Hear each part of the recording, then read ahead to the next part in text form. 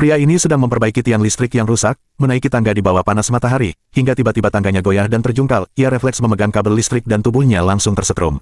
Tubuhnya terlempar jatuh ke tanah, tapi yang aneh, saat ia membuka mata, waktu di sekelilingnya seperti melambat.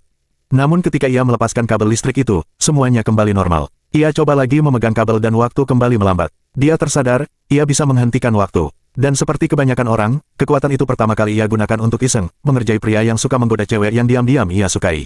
Tapi saat sedang menikmati kekuatannya, suara misterius terdengar dalam dan menyuruhnya menggunakan kemampuan itu untuk menolong orang. Tergerak oleh suara itu, ia mulai merancang baju superhero buatan sendiri.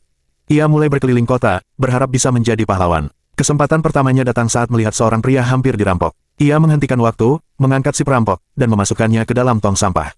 Tapi saat ia kembali menormalkan waktu, pria itu malah menyemprot wajahnya dengan semprotan cabai karena panik. Sambil memegangi wajah yang perih, ia duduk termenung di pinggir jalan, kecewa berat dan merasa gagal. Namun tiba-tiba, gadis yang selama ini ia sukai lewat di depannya. Seketika semangatnya bangkit, ia kembali berkeliling kota, menolong orang dimanapun ia bisa.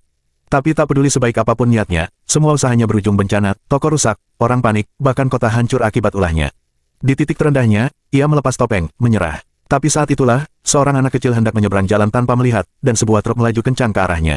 Ia mencoba menghentikan waktu, namun kekuatannya tak bekerja. Tanpa ragu, ia nekat berlari menyelamatkan anak itu dan tertabrak mobil. Tubuhnya terkapar, tapi anak itu selamat. Di tengah kerumunan orang yang panik, gadis yang ia cintai datang dan memeluknya, kagum dan tersentuh oleh keberaniannya.